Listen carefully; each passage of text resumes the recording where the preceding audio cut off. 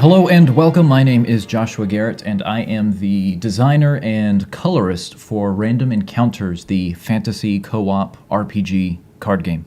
I have a little video here showing the coloring of one of our main characters, Reginald, the stubborn Spellsword, and I wanted to do some commentary and show a little bit of our coloring process, which is very similar to the comic book coloring method, or one of the most popular digital methods for coloring comic books today. So here we go. First, I take the inked image that Jordan, the illustrator, gives me, and I bring it into this free program called Inkscape. And what that does is it sharpens and yet smooths out all of your line artwork. The best way I can explain it is to just take an image, a solid black and white image, put it in there, and run it through the trace path option, and it'll blow your mind. It's really cool stuff. So right here, I'm selecting the flat colors for Reginald, and you saw some images flashing by there real quick. That's another one, a picture that he's in called the Resting Grounds. And so what I was doing was using the eyedropper tool to select colors as the base colors, because I don't have in animation they use for traditional painting, they create like a character sheet, and then they write out the names of each color that's used. A base, like Sun-Kissed Flesh would be the name of the paint with a serial number, and that's what would always be used for the skin tone there. I don't really do anything like that. I just try to pick some colors that I think would work, and it doesn't always happen that way. I'm lucky here in that I've already got some colors used from images, and so you can see a really old coloring, the very first image of Reginald there, kind of flashing once in a while. So I'm kind of cheating here in that I've already got a lot of the basic colors figured out. When I was first starting out doing colors, I would import other images and try to select from there, but it didn't work out very well because a color is not just a color on its own in a finished picture. With physical paints or digital, after you do dodging and burning, lasso shading, and highlights, and all of these different things, a color's not just a one standard color. It's a mix of hundreds of different hues and shades combining together. And so when you think of color like that, then you don't have to feel so bad about maybe not getting your flats exactly right, because you can tweak them as you go. What you saw there, that book that's on the back, there's my source when I'm about to do my highlights here using the lasso shading. But real quick on that book, that's just a public domain photo of a book, which will get replaced later. And then I used the cutout filter in Photoshop to make it look more cartoony, and we do that with a lot of our backgrounds. So here I'm using the wand tool to select an area, and then I use the paintbrush tool set to pencil, and then I just fill in the areas. So like I'll select this chunk of armor, and then I'll just use this paintbrush to paint these big areas. When you're doing your flats, that's just using the wand tool to select an area, and then using the paint bucket tool to fill it in. Here, the lasso tool, that's you can hit L for the hotkey for that. And the lasso tool basically lets you click and it draws a point. And I'm basically just using, because I drew my source of light, which is in the upper right corner. And so now I'm using that information. I'm trying to guess where the shadows would be created by the armor and his equipment and his outfit. Like the belt there, it creates a shadow, so I draw a shape that I think that shadow would be in, and then I just fill it with a darker tool, or a darker color.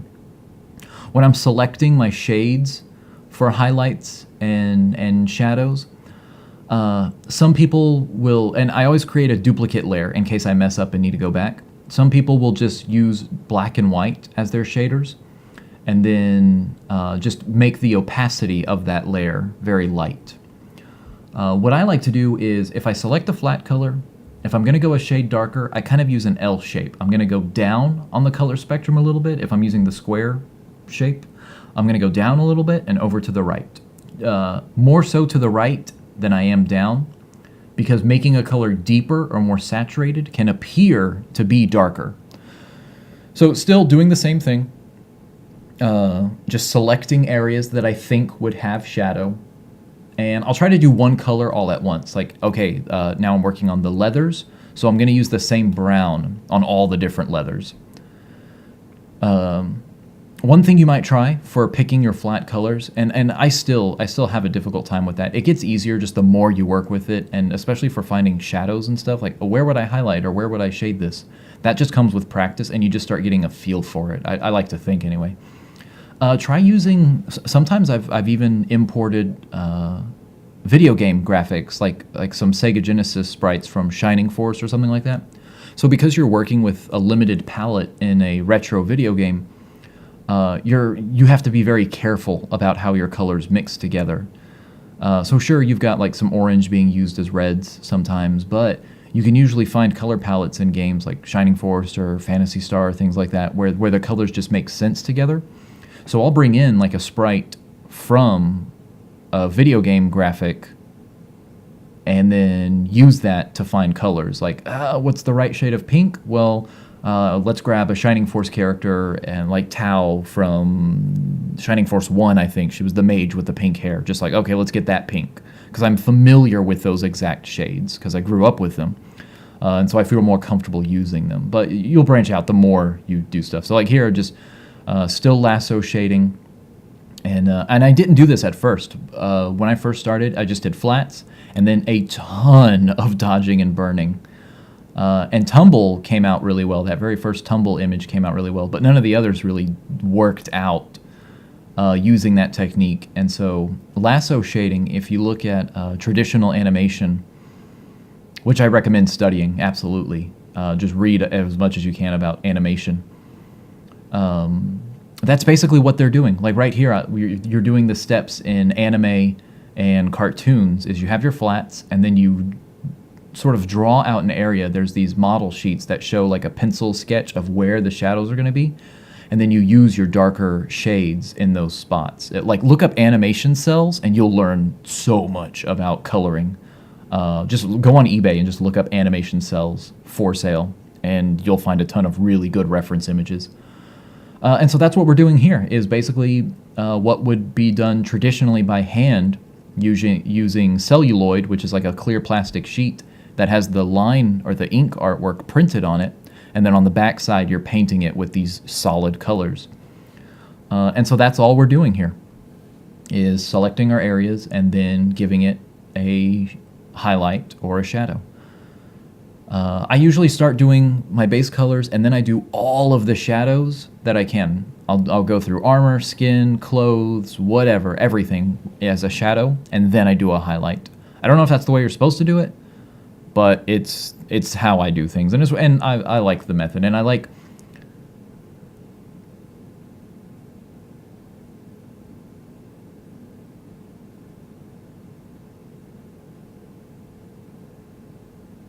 And I like going through and clicking between the layers, because I every time I'm about to start a big step, I'll duplicate my coloring layer, and I like to see the progress. Like just to compare. Like I like watching the flats to the shadows, to the highlights, to the dodging and burning, to the textures, to the extra dodging and burning, to the glow effects, and going back and forth between all of those. So here, yeah, I'm just doing some highlights now. And sometimes I'll do something and then immediately go, nah, it didn't work. And that's fine, but because I duplicated the layer, I can go back. So here I'm doing dodging and burning, and I'm selecting big areas, like, okay, I just want to shade the arm, so I'll just select the arm with the wand tool, W, and then I can go in there and just shade these specific objects that I want to shade. And dodging and burning is kind of like, think of like an airbrush type of painting. And here it creates shadows and highlights, but what I like using it for is emphasizing the already existing shadows and highlights. So they're not just multiple layers of flat colors. I feel like adding a little touch of dodging and burning can help emphasize, and I don't see a lot of artwork doing this. And I'm hoping that it's something that helps us stand out, is giving those flat colors that extra oomph, because it's still the comic book method, not the digital painting method. Digital painting is where you would paint a color and keep painting using different brushes, digital brushes, to add layers upon layers to get those colors. Here we're just selecting an entirely different color altogether. Both can create some really cool results. This one's got more of an anime or a sort of a Saturday morning cartoon vibe for it versus the hyper-realistic feeling you can get with digital painting. And that's what we want. From the get-go, we wanted this to look like a Saturday morning cartoon mixed with an anime. And for me, a big influence for me are like Magi Nation, and Jordan and I both are huge fans of Akira Toriyama, but for different reasons. For him, it's Dragon Ball Z, and he feels that that's how he learned to draw. And for me, it's the Dragon Quest games. I grew up on Dragon Warrior, and so we both love the same artist. And people have told us that before. It's like, oh, it looks like Dragon Quest, or it looks like Dragon Ball Z. And so that's a big compliment to us. What you're seeing here is textures. I freaking love textures. Textures are photographs, up-close photographs or scans of already existing objects or locations or things like that. So if I took a photo of my desk, then I could apply that to a wooden shield or something like that. And textures are used for 3D animation. Like, we need a brick wall. Let's just take a photo of a brick wall and apply it. And I love that type of stuff. I think that's really cool. So some people do like custom Photoshop brushes, like they'd have like a dirty sponge brush that they made or something like that. And I've just started experimenting with different brushes, but I'm still not quite there yet. So textures are kind of a crutch for me, admittedly, but I still really like using them, and I think I've gotten better at using them. They're more subtle now, I think. So here I took a leather belt and I stretched it across to fit that entire image. And then I put the cutout filter, and I make it black and white sometimes so that the texture's color doesn't affect my colors. So I basically took this photo, stretched it out to how I needed it to fit, and then deleted or like selected the sword sheath, and then I just delete everything outside of that area. Here I'm duplicating that texture after putting the cutout filter on it, and then just twisting it and rearranging it so that his belt, his sheath, and the strap across his chest for his book all have the same consistency. And here that's some up-close stitching or some yarn. You just put the cutout filter on it. I have some ostrich feathers here. Put the cutout filter on it, transform it, and warp it to fit around the object you want. So this will make his feathers look much more full and luscious. And then you set it to, in the blending modes over to the right, there's different modes to help it kind of fit in with the rest of your image. They're called blending modes. And I usually use either overlay or soft light. I've used hard light or a couple of other things once in a while just because they just surprise me. But soft light I use more than anything. And that just kind of makes the image see-through. So it doesn't really interfere with your image. It just kind of adds extra detail to it. And that's what I really like about it. So here again, I've got that book texture because we were making an art print and I needed something on his back, and we didn't have the book inked in time, and that's fine. So I mean, it's a good placeholder. And taking a public domain photo, which publicdomainpictures.net or cgtextures.net are a great place for resources. All of our backgrounds are a public domain photo, which public domain means that it's so old nobody owns it anymore. Or someone has given up the rights to it. Like, they took a photo of this forest and they just said, hey, it's just a photo, I don't need it, I don't plan on ever making money off of it, I'm releasing it into the public domain, which means you can use it for whatever you want, even commercial projects, and that's phenomenal. And I really want to take some of my photographs and just put them on that website and make them into the public domain. Hopefully somebody else can use them. But our backgrounds are just a public domain photo. Some more dodging and burning there, doing some highlights now. And I like to do several passes or several go-arounds of the highlights part of dodging and burning to kind of give things a little bit of a glow, and just to make like the armor like it's really reflecting or even absorbing some of that light, like it's just really soaking it all in and bouncing it back. But yeah, public domain photo, cutout filter, and then I'll do some dodging and burning to make it fit in with the light source that I've chosen for the scene. And then just more dodging and burning. The eyes were just one big solid white object, which didn't quite work out with the rest of the image. So I tried coloring in a little bit of grays, or I think in a moment here I use a little bit of yellow. And I got that from Harry Partridge. because he kind of creates almost like a glassy object. There's like an eyeball is not white. There's actual three-dimensional depth to it. It looks like, and so I wanted to try to do that. It didn't look nearly as good when I tried it, but nothing does the first time you do. And that's just it. Like my first colorings were garbage, and you can only hope to get better the more you do it, the more you practice. And neither Jordan or I have been to a professional school to learn any of this stuff. It's all through books and YouTube. I mean, they are the best teacher you can get. So here I did experiment with a couple of different brushes. I tried lasso shading and filling in a sharp area, which is how I colored Gwen's hair, or the character, the green girl, the girl in the green armor, whose name is currently Gwen. We're thinking about changing it in like a contest or something. Trying out different brushes, and then I find this great scratchy little brush with all these bristles for his mustache. And it looks really cool. You can see all these tiny little gray slashes in there, and so I feel like it gives his mustache and some eyebrows some real depth. And we're rotating the brush to go with the curve, so they're not all facing in the same direction. So there I'm flickering through the different layers, and you can see how the image comes together. I wish I would have done that more slowly. And what do we have next? Just more highlights. I think this is the third pass at dodging and burning. The texture here was a little thick, and I felt like it was disrupting the colors on the armor, and so I wanted to go back several times to make sure that those colors I had initially chosen weren't being wasted. Let's see, just some more dodging and burning.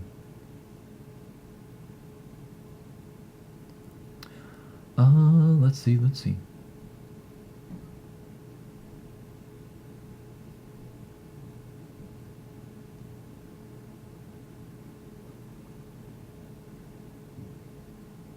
Okay, so yeah, I had already talked about this, but you can see here, this is just a photo. This is the same, Reginald is from the Abandoned Kingdom in our story.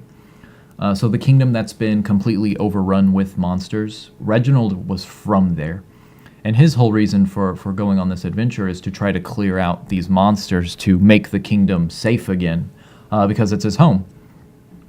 And here I'm trying out some radial gradients with a light blue color to give him a sort of aura. So I'd first brought in a forest background, but that's not really his scene. He's from the Abandoned Kingdom, so I found this old picture of from the inside of a castle or an alleyway or something like that. And right there I'm making the background blurry using a Gaussian blur filter, but just in those back areas, so it looks like, because like a camera, if you've ever seen a camera, how it's like the object in the foreground or up front is real in focus and crisp, but then everything else in the background. That's because cameras have what's called a depth of field, and so you focus on an up close object, or you can focus on a very far away object, and then the objects in front of you can be blurred out. You see it all the time in movies where they shift focus and it's real dramatic. But yeah, it's just applying a Gaussian blur filter to a selected area, and then it gives the illusion that the objects behind him are much further than they really are. And so here Jordan got me the book, and this is going to be the magic spell book that's on Reginald's back. And gosh, I don't know if I want to give spoiler warnings as to how he got this book. But if you are not aware, in our story, about 15, maybe 12 or 13 years before where it currently is happening, Reginald is responsible. He's the one responsible for taking out Roten the Returning, which is this gigantic evil dragon that has just decimated. He's the reason. He's the one that wiped out Reginald's entire kingdom. And gosh, if I said Roland earlier, I'm going to feel like an idiot. It was foolish to have two characters start off with the same letter. But yes, Reginald, not Roland, if I said that earlier. And so it was during those attacks and those events that Reginald got a hold of this book.